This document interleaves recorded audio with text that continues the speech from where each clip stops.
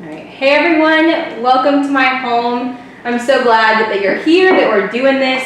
I'm Emily. I'm here with Cheryl Gettings and Felicia Hawkins, and we are just really thankful to share what the Lord has done in Felicia's life. So if you can just tell a little bit about yourself, where you are now, and then just tell us your story. The beginning of my story is I grew up in a home with a lot of chaos and sadness, and I really feel like I'm gonna cry, but It's okay. so my mom was an addict, and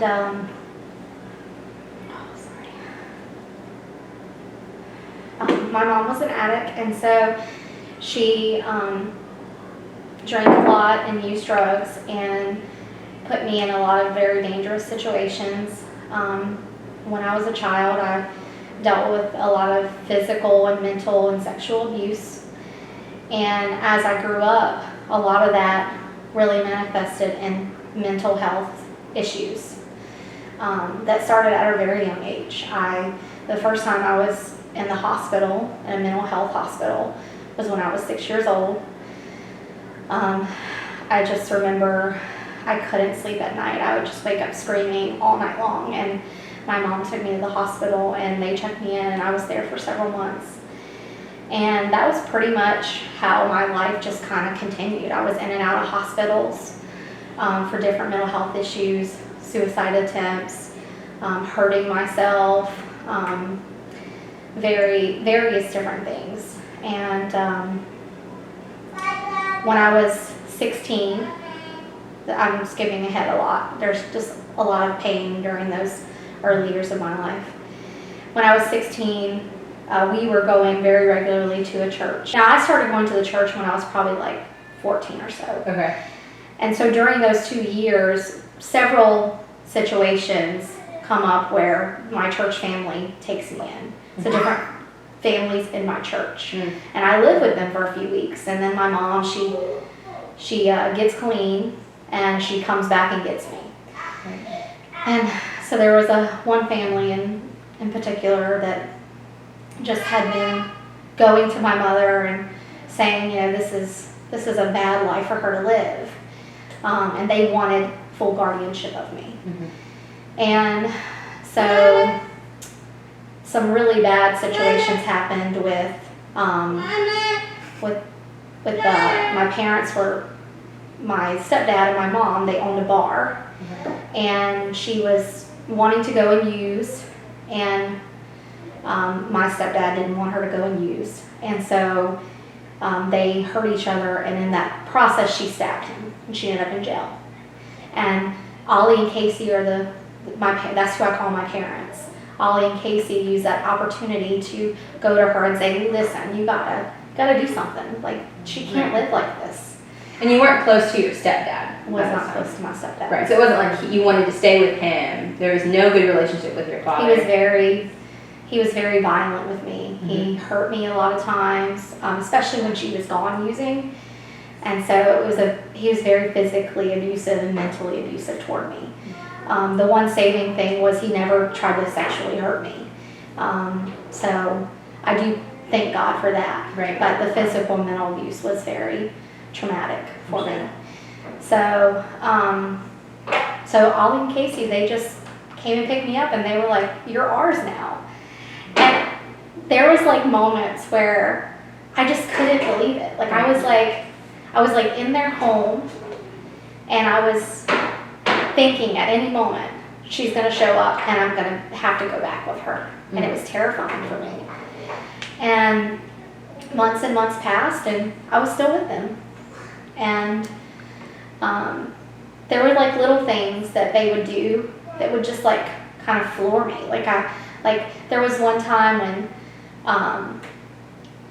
I would have these crying spells where I just couldn't stop crying. Like for hours and hours, I'd just cry and cry and cry. And Ollie came and just sat at the end of the bed and just sat there for hours. He sat there with me. And he, like, once I could finally talk to him, he was like, there's nothing that you can do that can separate you from God's love. And he would tell me that, and he would remind me of that. And for so long, I knew who God was, and we've talked about this, but I didn't have a genuine faith. Right. Like, I replaced God with Ollie and Casey. Yeah. And so as I got used to being with them, I started wanting to please them. Right. And so I would focus completely on pleasing them, doing everything I could to try to please them. But because I wasn't pleasing God, it became just broken. Like, our relationship started to just break, and I became more disobedient, and I rebelled. Tell me how old you are at this point. I was 18. You're 18, so at this point, you had really no like parent figures who just like loved you and pointed you to Jesus, and so you have Ollie and Casey step in, who kind of fills that void, and so we're like looking for something to looking and thinking that we found it in them, even though they're saying it's not us, it's Jesus, but our flesh wants a tangible right now, and so we put our hope in a person, which obviously, as you said, like will come up empty every single time. And I love that you said wanting to please them. I think even like as Christians, we do that all the time. And so after a while, you get exhausted and realize, I'm not good enough. I can't do this. And so then what next, right? So you're 18, you're still living with them. You finished school? I finished school, I graduated. I also joined the military. I was in the National Guard. As a young girl, I did a lot of self-harm. Mm-hmm. And so that was something I was very addicted to. Mm-hmm. So my mom's addiction Carried over. That carried over. Yeah, that generational. Yeah. So then, Ollie and Casey had helped me with, I do believe that God's help was there as well. Right. Helped me overcome the self-harm. Mm-hmm. But I replaced the self-harm with pornography. Mm-hmm. And so I came home and I had those things with me in their home, and Ollie found them. And I feel like that was like a turning point in our relationship. Right. Where I completely devastated them. Yeah. I brought this into their home. They had small children. I do feel like the trust that we had was completely shattered. Mm-hmm. And because I wasn't leaning on Christ, Right. I was leaning on them. When their disappointment hit me, It crushed you. it crushed me. Yeah. And I just wanted away from them. I wanted to get away from them because in my mind I had ruined everything. Right. You've faced disappointment your whole life, and now I feel like you did it to somebody else. You're like, I can't face Exactly. That is exactly Mhm. it. Like I became the person who brought pain. Mm. And that was so devastating to me. And so I moved out. I was in a lot of pain. Of course. I was in a significant amount, and drinking was not helping. Partying was not helping. Crazy, right? Just none of those things. Those things come up empty every time. They did. And then I lost someone very, very meaningful to me. My great-grandmother, she passed away. So I drove to South Carolina. I was living in Mississippi. Okay. I drove to South Carolina.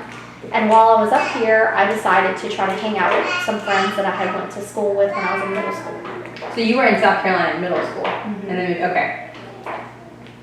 And so Travis was one of those friends. Convenient. Yeah. So we ended up getting together and hanging out, and the sparks were just instant. Like we just didn't want to be away from each other. For the entire time I was here, he came with me to the funeral, which was like kind of blew my mind. I was like, what is this guy doing? Like, Right. so weird. Why And is it's not like you've had great boy relationships at this point either. they were all really bad and Right. dysfunctional and just everything. So So then you go from kind of Ollie being your hero to now having just this moment of Travis being like, wow, he's awesome. Like he's doing these really nice things for me. Now I kind of jumped ahead, I'm sure, a little bit, but that makes sense to me, the perspective of like wanting to look to somebody as a... Yeah, I was searching, for Right. anything at this point, because I was so broken. Right. And so I went back to Mississippi, because, after the funeral I went back, but Travis and I kept talking and just couldn't stop, like, talking to each other for hours and hours a day. We would talk to each other.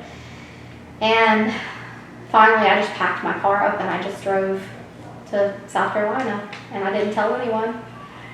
Just Ollie, left. Casey just left. I just left. And then we got pregnant. And at that moment I was like, okay, we need to do the right thing. But I had never talked to Travis about Jesus or God, or I didn't even know how he felt about Jesus. And so whenever I told him, I said, oh, we need to get married. Like, this is what we have to do. This is the right thing to do. He was like, no, I'm not marrying you. Like, why would I marry you? It's a piece of paper. It's not important. Why do we need a piece of paper to know that we love each other? Yeah. And so that was very devastating to me. Like, I couldn't, process Again, that. because you had so much in him and the way he viewed you, and the fact that he, in your mind, wouldn't commit or any of those things. And then you had all this sin. You're like, if we do this one thing right, that'll save us, right? Yeah. Oh, yeah. And then, Ollie and Casey were still very much a part of my life. They found out that I moved, and they were very upset about it. And, and initially I didn't tell them that Travis and I were living together, so I was still being very deceitful to them. And then they found out we were living together, and Ollie wrote me a letter and was just basically like, this is sin. And this is, Satan has become the Lord of your life. And he's like, I'm afraid that you're going to go to hell for what you're doing. He's like, and he was very, very specific. And I remember reading that letter and just thinking, they don't even love me. Oh, yeah. They That's don't what the even love enemy me. wants you to feel. That's what I just remember thinking, he doesn't even love me. Like, he can't even accept, because I was listening to a podcast a few weeks ago, and someone was talking about how love has become the definition for acceptance. Like, we don't love people anymore. We just have to accept what they're doing. And so in my brain, that's what I thought. Well, he won't accept my lifestyle. He won't accept what I'm doing, so he doesn't love me. And all your friends in the world at that point would be like, yeah, he doesn't love you. Like, that's not what love looks like. And now looking back as believers, we know, like, that's the most loving thing he could have done for you. Like, genuinely, that's what Jesus would have said. He would have said to you, hey, I love you. Like, I'm sure Ollie said that in the letter, and you knew that deep down you had to have. And when we talked earlier, I asked, and you just mentioned how you always had arms wide open. If you said, okay, I'm coming home, I'm going to raise this baby there, he would have been like, absolutely. It's interesting you say that, because after I found out I was pregnant, I was so scared. Right. I called Ollie, and I was like, I'm pregnant. And he's like, well, what are your thoughts? And I was like, I can't have a baby. Like, I can't have a baby. This is not, I'm only 19 or 20 years old. I was 20. And he was like, well, we'll take your baby. Don't abort your baby. Don't get rid of your baby. We'll take your baby. I told Travis that, and he's like, no, we're raising this baby together. So while he didn't want to marry me, he saw value in taking care of our child. That's awesome. And he saw value in us doing it together, not separated. And after I had Jonas, I ended up suffering from some postpartum depression. And we didn't really know that's what it was. I mean, I think we knew it was depression, but we didn't realize how bad it was. So, I mean, I didn't want to take medications. I kept going off my medicines. And it got to a point where I just wanted to be away from everyone. And so I left Travis. I left Jonas. I left Travis. I left them. And I got my own apartment, and I was living with my mother. Wow, yeah. Yeah, she had come into our lives, and it was probably the darkest time of my life, because I just basically was at work, came home, drinking, and then I just went back to work, and that was like kind of my cycle for at least 6 months. This just screams the verse about our battle isn't against flesh and blood. What is the rest of that verse? Yeah, for we do not wrestle against flesh and blood, but against the rulers, against the authorities, against the cosmic powers over this present darkness, against the spiritual forces of evil in the heavenly places. Yeah, because it's not like you're fighting Jonas or Travis at this point. There's an enemy that wants to destroy us. So it all basically kind of started to get really bad, and then I went back into the mental hospital again. Mm-hmm. And while I was in the mental hospital, there was like a pastor or a chaplain that came in, and he was like talking to us, and he was telling us about balance, having a balance to recovery. Mm-hmm. You gotta have, a good support system, you gotta have the, Christ, and then you kind of gotta have like good self-care. So he like explained it to me like a stool, how a stool has like three legs, and that was what he was explaining. And in my brain, I just thought, well, maybe that'll help me. Like maybe I need to go back to church, you know. And so I started going back to church, and I still don't think I was making the Lord right. Or surrendering. Yes, it wasn't surrendering. That's exactly right. I was just looking for something to fix what was going on. I had some clarity. I was on a good range of medicines to help with my mental health issues, and so I just needed some stability, and I wanted my son back. I'm sure. So not Jesus, but what he could do for you. Like if you can fix my temporary, then like I'll sign up for Jesus. But Yes, exactly, yes. And you know what? And what I'm about to tell you is going to be very evident that I had not sold out. Right. Like I wasn't following. Right. And I keep saying sold out, but I don't think that's the right way to No, say he was drawing you. Yeah, so Yeah. I wasn't fully surrendered to the Christ, the Lord. So I reconciled with Travis, and he gave me a second chance, and we, started living together again. And so even though you were going to church, people were telling you Jesus, you're like, yeah, I'll do this, but I'm not going to do it the way the Lord tells me to do it. I'm not going to, yeah, like I wanted to be, Right. So once I finally, got Travis back, I didn't need church anymore. Like I was good, my problem was solved. Right. And so I had my husband, or I had my boyfriend and my son, and things were great. So I started for about 3 days. Honestly, I think it was more than 3 days, but it wasn't much longer than that. Because, obviously I was still living in a lot of darkness. We had, while I was in therapy, it was very clear to me that pornography was dangerous, and it was damaging my relationship with my husband. But as soon as things started to get rocky with normal everyday life, like bills have to be paid, and why is the house so messy? For those even after. Normal stuff that Travis was like, honey, we gotta work together with this stuff. I turned to my addiction to make me feel better. Yeah. And so it just started that same sin cycle over again. And Travis was just like, what are we doing? Like he just couldn't understand like why he thought I didn't love him. That's what he told me when he called me one night. He was like, do you even love me? Like, do you even care about me? Because he never he never had a problem with pornography. It wasn't even like something he enjoyed. Like he just he couldn't and I do believe that the Lord, the Lord did that. Like gave me a man who did not have a desire for pornography because I was totally devastated by it. Like I was totally addicted to it.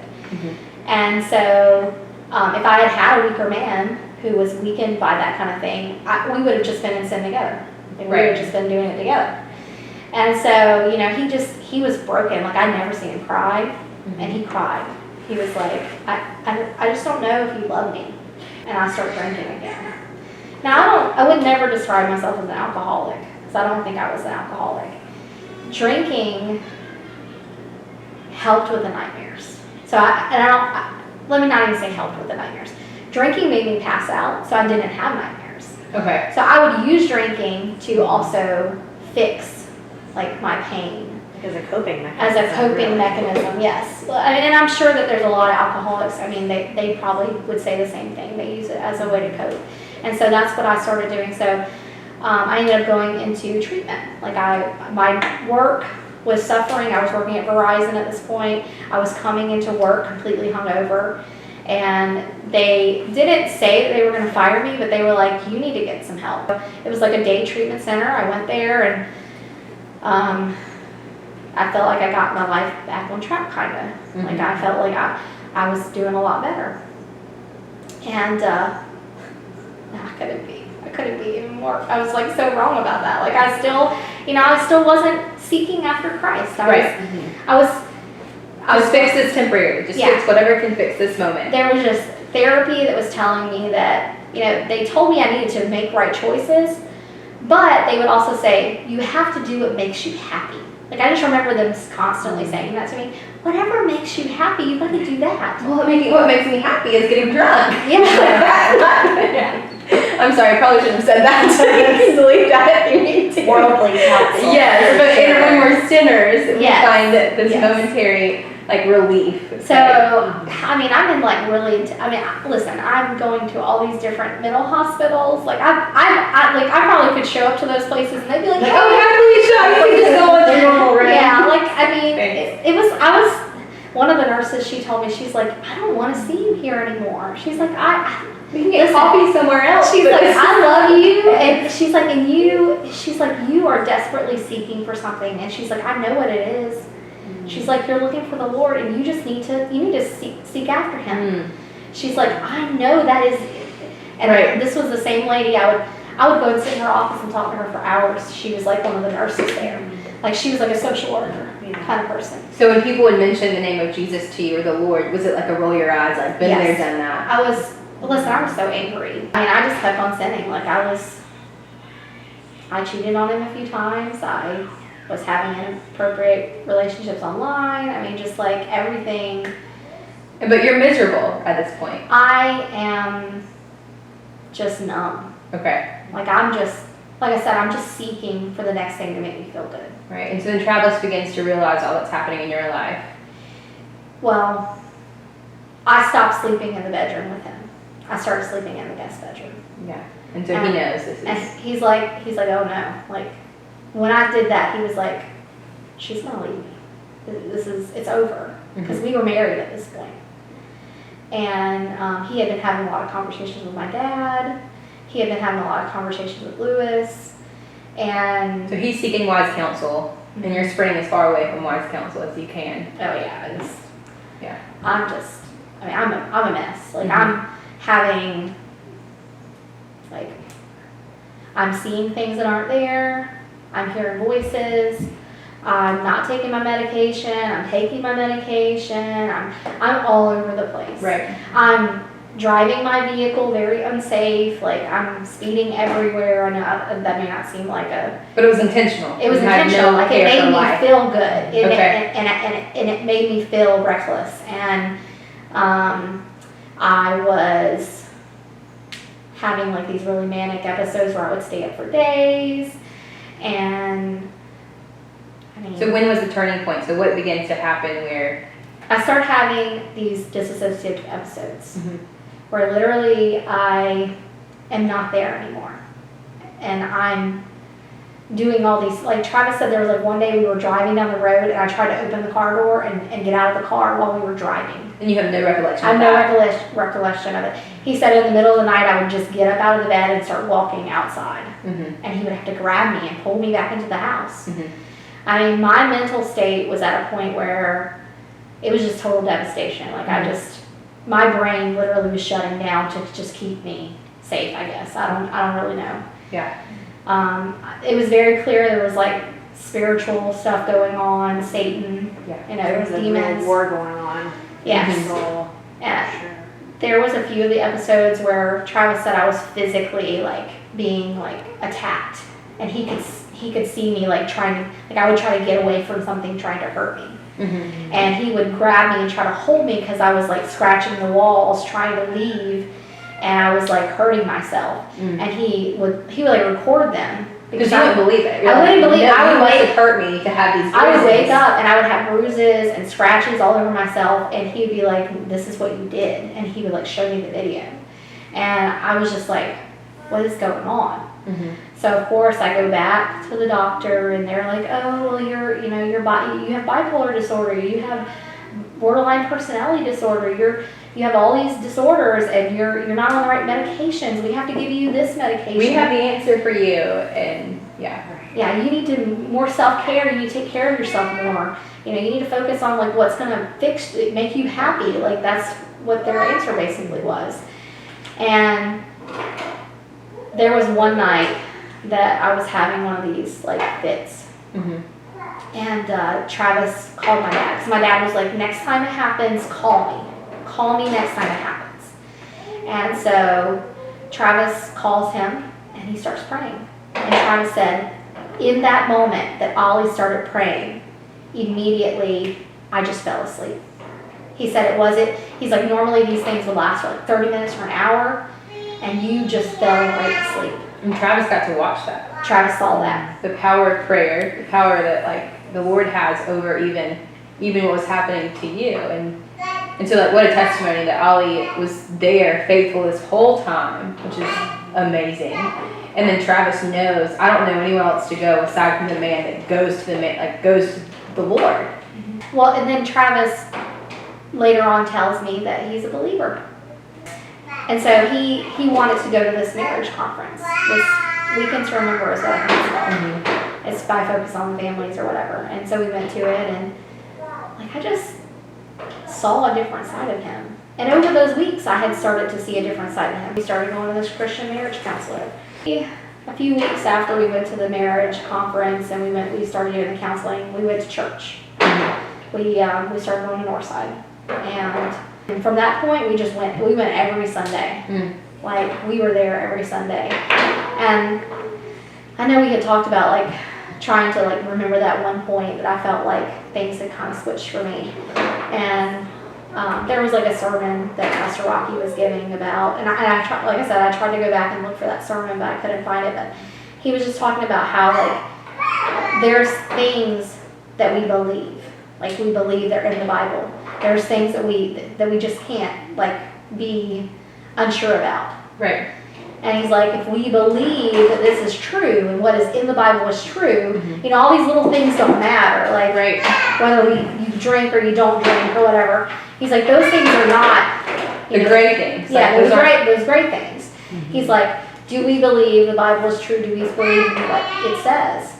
And then he kind of, you know, gave his gospel, you know, his the gospel presentation, just simple as the gospel. Yeah. And I remember I didn't like say, oh well, you know, I didn't say to myself that I'm like surrendering myself to the Lord. I just kind of was like, Lord, I know you're true. I know that this is true. Where do I go from here?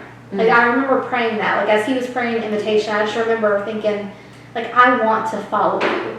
I want to be all in. I want to be all in. Yes. Yeah. I want to be sold out for you, Lord. Yeah. I just remember praying that. And I mean, the things that have happened in our lives since then have been so amazing. Like, I just can't even, just thinking about it just makes me so emotional. Yeah. You know, we had been wanting, like, even through all this chaos, we had been wanting to have another child because like, we just thought, oh, well, if we had another kid, that would fix all this stuff. And so it was like a year, I guess, after we had started, you know, seeking after the Lord. I was able to get pregnant. We did have some miscarriages, and because I was seeking after the Lord, I was able to weather those storms. Absolutely, yeah. And so, you know, we now have our little TJ, our little miracle baby, and just, you know, things have changed for us so much. Like, the life we were living before was so dysfunctional. Right. There was nothing good about it. Like, there was nothing that I look forward to going home to. Like, but like, I look forward to my days. I remember I used to wake up before I started seeking after the Lord. I used to wake up and say, why? Why am I waking up? Like, I just hated waking up every morning. Like, living life just was awful. But now I celebrate another day to spend with my children and be with my husband and spend with the Lord. And I look forward to, like, fellowshipping and going to church and just being a part of a community of believers. Those things bring joy to my life. Yeah. I just wanted to mention another verse because I feel like you said so much surrounding this. So it just kept popping out at me, and it was one that the Lord had given to me just when I was studying. I didn't know which parts of your story you were going to share today. But one of them was Romans 8:6. For to set the mind on the flesh is death, but to set the mind on the spirit is life and peace. And that just kind of rang true for me as I listened to details of your story that I wasn't as familiar with, and how you were talking about some days when you woke up and didn't want to wake up, just how the difference was like night and day from when you were focusing your mind on Christ and wanting to live, and woke up on those mornings with joy and looking forward to spending time with your kids. And it just touched me, so I wanted to share that verse. I just want to remind people is like you can walk through all these really sad, terrible things, and there is hope at the end of the tunnel, and that hope is Jesus. Every single day, every single moment, every single second, that hope is Jesus, and there is no peace without him. I spent years, thousands of dollars trying to find peace through self-help. None of those things have brought me peace like Jesus Christ has. And so listen, I don't want to diminish those things. Those things are important. Those things should be used along with seeking after Christ, because if he is not a part of that support, then those things become idols. Yes, right. Those things become fixes that will never fix. They will always leave you broken. And I just, that would be like my biggest encouragement for people. My biggest encouragement is to seek after the Lord first. That's awesome. Thank you so much. I want to pray for you and your precious family, and just thank the Lord for the work that he's done. So, Father, we are in awe of your son, Jesus Christ, and his work on the cross, and his work in Felicia's life, and his work in Travis's life. So, Father, we just recognize that you are the one behind all of this. God, when she was born, Father, you have had your hand on her for so long. And as we can look back as with a worldly perspective, we could say, why did you do this, or why did you do this? But the truth is, Lord, why have you spared her life so perfectly, Lord? Because you are grace and you are mercy. And so, Father, I just thank you so much that we've gotten to just celebrate your work in her tonight, God. Lord, we love you, and we just thank you so much for your faithfulness. In Jesus' name I pray. Amen.